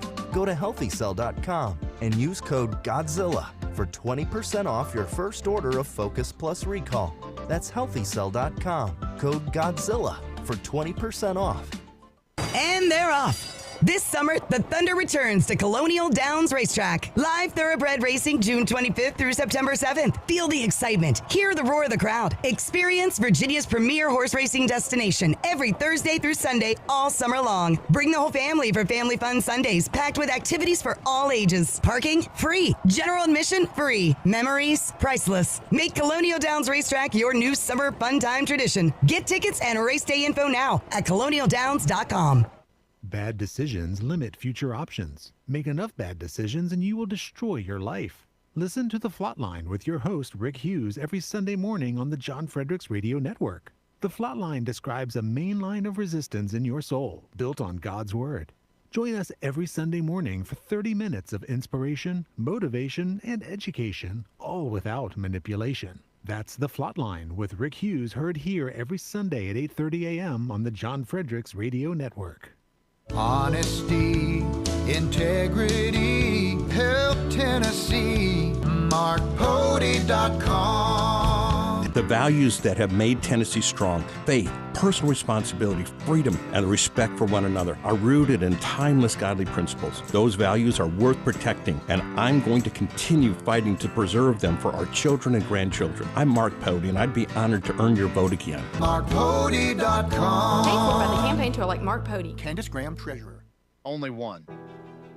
There is only one conservative running for State House District 65, and that's Lee Reeves. Lee Reeves is the only one who has fought to protect the unborn and defend the sanctity of life. That's why Lee Reeves has the endorsement of Tennessee Right to Life. Lee Reeves is the only one who has fought to secure your Second Amendment rights, earning the endorsement and an A+ rating from the NRA. And Lee Reeves is the only one who has fought against illegal immigration, standing firm to secure our border and protect Tennessee families. Only one conservative has delivered for District 65, securing funding for Williamson County and the Mac Hatcher expansion. That's why Mayors Rogers Anderson and Ken Moore and State Senator Jack Johnson endorse Lee Reeves. There's only one conservative for State House, and that conservative is Lee Reeves. Paid for by Lee Reeves for State House, Bev Berger, Treasurer. 250 years ago, following an extraordinary victory that shook the globe, these newly forged Americans walked off the battlefield to create something unique in the world. A government that values individual liberty and justice. A system of laws built on limiting power and holding the mighty to account. They were young, they were bold, and together they wrote a document that changed everything. That document still stands, and 250 years later, the question remains, can we keep it? This October in Brentwood, Tennessee, students in grades 8 through 12 have a chance to answer that question and compete for a $10,000 Grand Champion Education Scholarship. More than $17,000 in education scholarships will be awarded in all.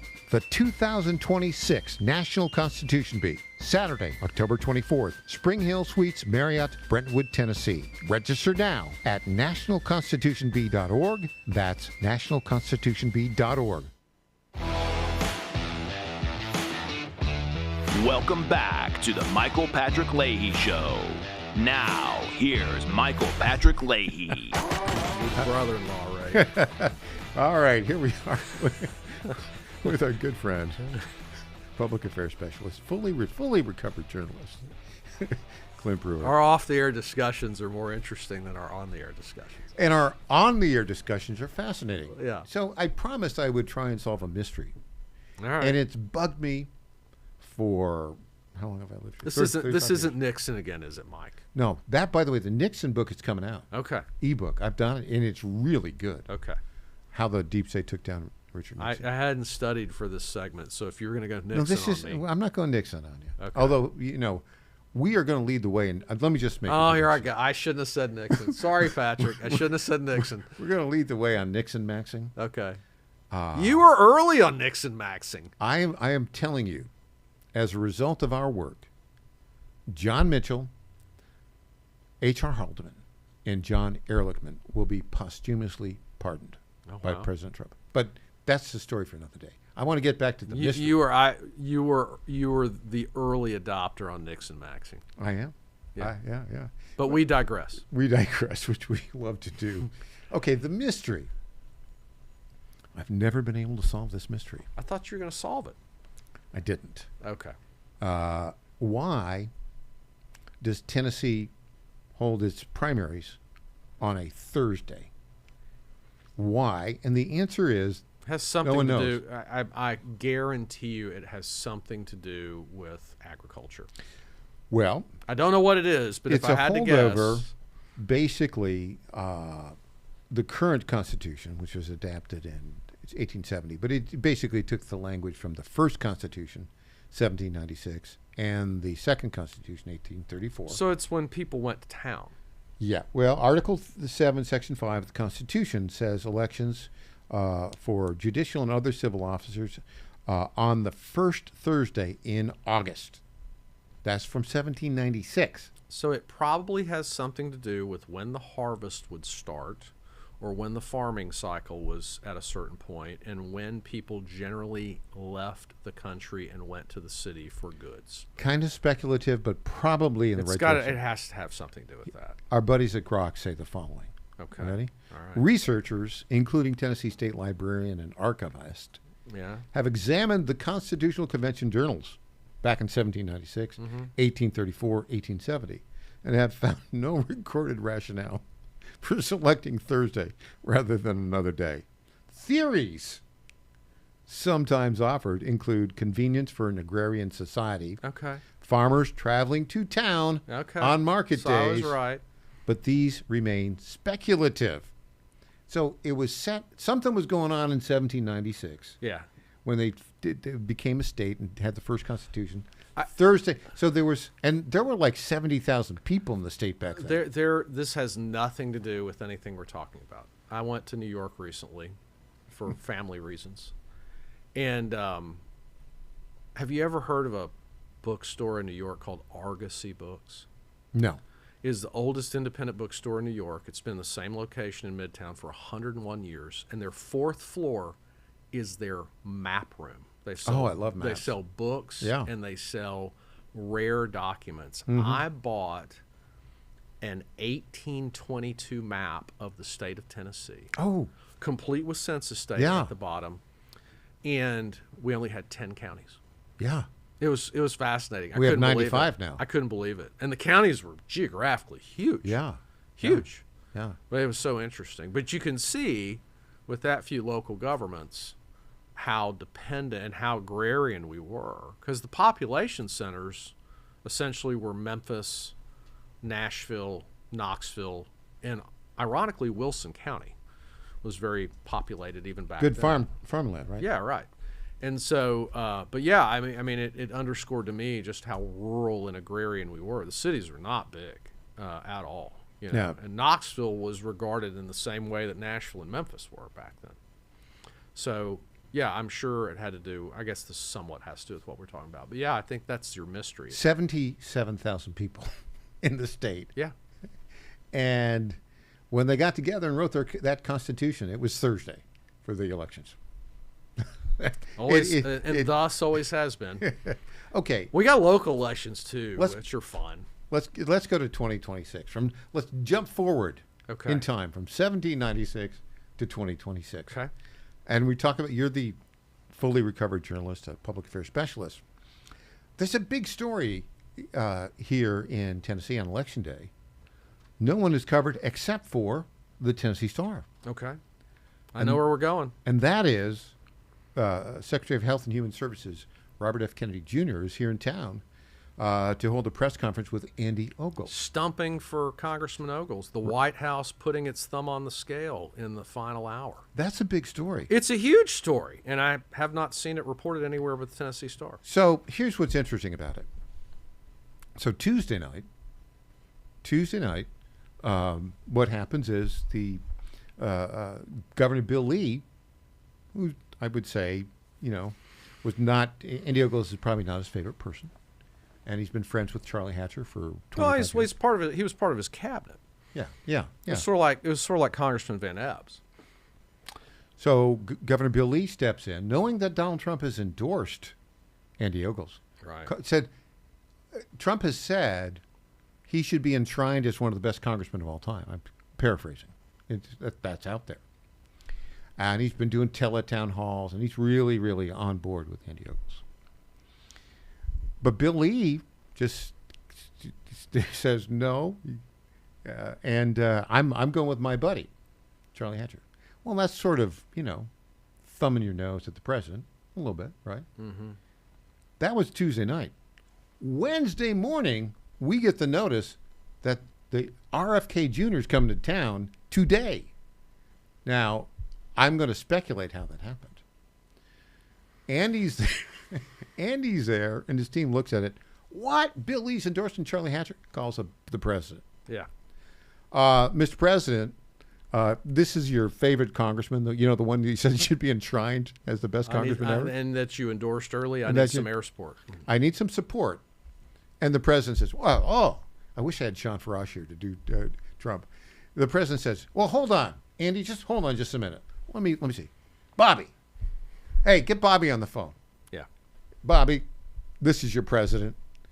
You need to go to Nashville. Is there like an ostensible legislative, congressional, or policy reason that he's here? Like, is there some fig leaf of respectability for, normally what happens is that they come up with some, incredibly well-timed federal purpose to be in town to talk about, congressional administrative branch business. Well, there is a fig leaf. Okay. The fig leaf is the Sarah Gray Head Start Center. Okay. That's where they're going to be. Okay. And so they're going to take a tour of it together. Okay. And then... So this is official business. It's as official as official it's can not, be. Not it's federal. It's federal business. It's federal business, as we've come to learn in this cycle. Which was on Robert F. Kennedy Jr.'s agenda for a long, long time. It just happened to be that was the time that the president called him up and said, "You got to have Andy there too." So this event's been on his agenda for a long time. Yeah. Is that what you're saying? That's what I just said. I know, but allegedly. I'm just saying. Allegedly. We had to say allegedly. I think it kind of went onto his agenda that night. But see, that's just so brilliant. I mean, it's great. I love stuff like that, though. I love magically on election day. We have the most well-known member of the cabinet coming to the district. And symbolically, it's important. Why? Who was the most vocal county mayor in the state of Tennessee opposing the COVID lockdowns? Oh, definitely. Andy Ogles. Yeah. And he was in conflict with Governor Bill Lee about that. Right. I will say on this well-timed visit what I always say in these instances. I am shocked that there is gambling in the saloon. And then who, at the cabinet level, the biggest opponent of COVID lockdowns was Robert F. Kennedy Jr. Yeah. Right? A lot of simpatico there, right? So now what that has to do with the Sarah Gray Head Start, I know exactly what it's going to be. They shut this down during COVID. Oh, we're going to tie this into to Fauci. Well, that's what I would do. Yeah. Right? Right. I think that will be the theme. I'll find out in about an hour and a half when I go down there. I heard a story on the way in, and I can't remember which senator it is. Did you hear some Republican senator got a copy of Dr. Fauci's cell phone from the administration? Yeah, it was Ron Johnson from Wisconsin. That's it. That'll be interesting. Apparently, some of the answers that the doctor wouldn't answer before Congress might be answered on the cell phone. Looking at his cell phone. Yeah. Well, the big news that only the Tennessee Star reported is today, in about 2 hours, Secretary of HHS Robert F. Kennedy Jr.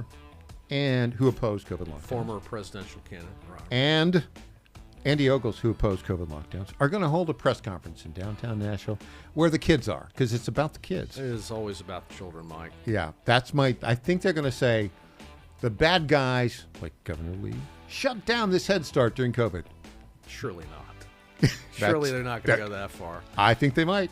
Well, I got to say, I think it's brilliant politically. I agree. RFK is a very popular guy. He is. Back with Clint Brewer after this.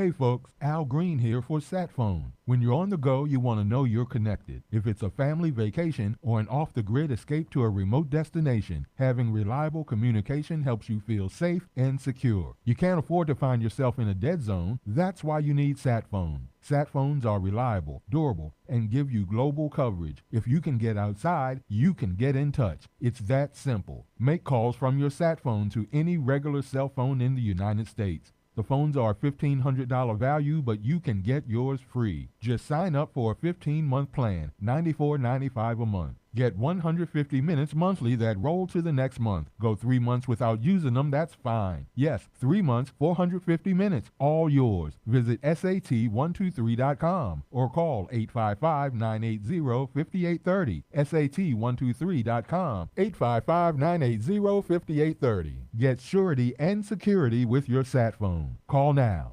President Trump knows strength when he sees it. Here's President Trump on Marsha Blackburn. She's a fighter, a true fighter. For the people of Tennessee, she loves your state. When the establishment pushed a state income tax, Marsha Blackburn led the fight to kill it. The result? Record job growth, a booming state economy, and some of the lowest taxes in America. When Washington politicians cut and ran, Marsha Blackburn stood with President Trump. You've been with me all the way, and I appreciate it. You're a very special person. When no one else would, Marsha took on big tech to protect our kids from dangerous content online.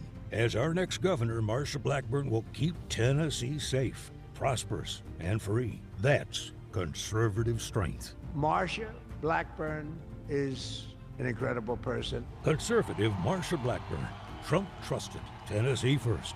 Marsha Blackburn for governor. Paid for and authorized by Marsha for governor, treasurer, Glenn Jacobs. MyPillow's second annual mega sale is finally here. Get our patented premium MyPillows that adjust your exact individual needs to give you the best sleep of your life. When I got MyPillow, I'm asleep almost immediately. I stay asleep at night and I wake up more well-rested in the morning. I guarantee they're going to be the most comfortable pillows you'll ever own. King size only $24.98, queen size only $19.98. Giza Dream bed sheets, the best sheets in history, as low as $29.98. Lux Pier 6-piece towel sets, towels that actually dry you. What a concept. Now only $39.98. And our made in the USA mattresses and mattress toppers as low as $99.98. So go to mypillow.com or call the number on your screen. Use your promo code to take advantage of our second annual mega sale. Plus free shipping options available when you order today. So don't delay, order now. I'm Brent Taylor, and I approve this message. Brent Taylor has my complete and total endorsement. Those are the words of President Trump announcing his endorsement of Brent Taylor for Congress. President Trump can count on Brent Taylor to support the American First agenda, fighting inflation, cutting spending, deporting illegal immigrants, and protecting our conservative values. President Trump endorsed Brent Taylor for Congress. Now he needs your vote. Paid for by Brent Taylor for Tennessee. Johnny Garrett's not some out-of-touch D.C. politician. Johnny Garrett's a Tennessean, a Christian conservative, and a proud father of three who's sick of the far left ruining our country with their radical policies. Conservative Johnny Garrett is proudly pro-life, pro-Trump to his core, and will always put America first. In Congress, Garrett will fight to lower taxes, cut government waste, and will always back the blue and support law and order. Garrett's fought for us in Nashville, and that's what he'll do in Congress. No to biological boys playing girl sports. No to communist China buying our farmland. And no to criminal illegals invading our state. Because with Johnny Garrett, what you see is what you get. It's time to bring more Tennessee to D.C. Send Trump conservative Johnny Garrett to Congress. I'm Johnny Garrett, candidate for Congress, and I approve this message. Paid for by Johnny Garrett for Congress. Welcome back to the Michael Patrick Leahy Show. Now, here's Michael Patrick Leahy. Well, Clint Brewer, the Nashville-based SEC guys are really, really good. I'm talking, of course, about Clint Brewer, Tennessee Volunteer, but also Clay Travis, Vandy guy. Oh, yeah. Well, law school. Well, he's a Tennessee guy. Yeah, Tennessee guy, Nashville guy. But I think he's a Vol fan. Of course, everybody in Tennessee is a Vol fan. Yeah. Even the Commodores, Vandy guys are. By the way, just as an aside, you know that here on the John Fredericks Media Network, we're buying on August 17th, adding a second station, WAKM in Franklin, and with that comes the Tennessee Volunteers and Tennessee Titans. Oh, that's so great. And wait, there's more. I think at the end of August, the Mike Keith Show.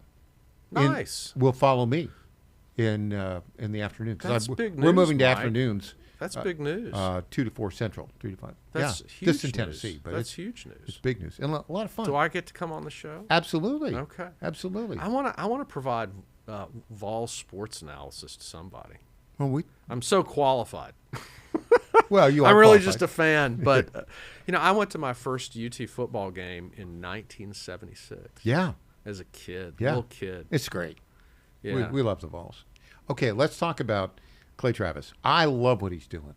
Yeah, Clay's awesome. So just, he sees the stupidity of the WNBA, which is that they're all promoting trans kids, and so trans should play in women's sports, trans men, and so he basically says, okay, I'm going to put up $10 million. I'm going to you pick the WNBA. No, it was the NBA champion. WNBA champion. He wanted to play the NBA champion of a high school boys team of his choosing. Yeah, and he'll give $10 million to the winner. Yeah. They're not going to do that because I think the high school boys team would stomp them. Oh, of course they would. Yeah. I mean, if I were him, I wouldn't pick, small town boys high school team. I'd go pick one of those prep schools that are all D1, 4, or and the 5 state star. champion. Yeah. It'll be like probably it'd be somebody like from Illinois or New York, I would Right, guess, right? right, Where they're right. really good at basketball. Okay. So then he said he doubles down. He says, okay, all of the leaders of the WNBA and the coaches, they want to allow men to play in women's sports. Okay. I'm going to buy, he says, a franchise of the WNBA in Nashville. It will be populated by all trannies, men pretending to be women, and that's all we have, men pretending to be women. And we will never lose a game. Yeah. And there'll be some games where nobody scores any points. I'm actually sort of surprised at the collegiate level, and I mean this genuinely, somebody hasn't done something like that. I mean, you could do that in women's college soccer and put just 3 or 4 transgender women on the field and men never, pretending to be women. Right, Yeah. never lose a game. Yeah. I mean, it's absurd. It's destructive of women's sports. I mean, it's just it's look. I think you know what, I'm all about personal responsibility as a conservative, and people living their lives the way they choose to. What you do in your private life, none of my business. But you look at the legacy of somebody like Pat Head Summit. Oh yeah, UT Volunteers. You look at what women's basketball Title IX did for women in this country. Oh yeah, young women in this country, and I just don't understand where the lack of respect is for that legacy. I don't get it. I'm not saying people can't make their own decisions as adults and do what they want to do and live their life any way they want to. Their business. Yeah. But I mean, you're talking about a set of policies that open the doors to women. Did you know that my sport that I love, did you know that women couldn't play soccer legally in the UK until the 60s? No It was kidding. against the law. So you got to think about that. That's our closest, traditionally, European ally. Well, our basis of our legal system. Right. And it was illegal for women to play the nation's sport in the UK up until the 1960s. So think about what that meant for women's sports everywhere. Yeah. This country takes the lead and re-engineers. I mean, without Title IX, there would be no WNBA. Yeah. And the way that this movement on the left is trying to dismantle that. I mean, they're always raging about the patriarchy. What's more patriarchy than having men playing women's sports? Yeah. I don't get it. Like, if you hate the patriarchy, why are you trying to dismantle one of the proudest things for the women's movement in this country ever? Are you suggesting they lack common sense? Yes. They do. It's just completely illogical. And on that note, election night tonight. E.J. Haas will be here first thing tomorrow on the program. I may be here. Depends. I'm going up to Nashville for the Marsha Blackburn. Are we doing our parlay cards on the air? We're going to do our parlay cards? We got 36. Oh, no. Not if you're not doing it with me. All right. Well, I'll tell you. All right. Marsha by double digits. Yeah. Brent Taylor by double digits. Andy Ogles razor thin. Johnny Garrett razor thin. I would go Blackburn, Ogles razor thin, and Hillary razor thin. All right. Yeah, pretty much the same. All right. We'll find out tomorrow. Back then. Rob Carson next. Our website, TennesseeStar.com. He's Clint Brewer. I'm Michael Patrick Leahy.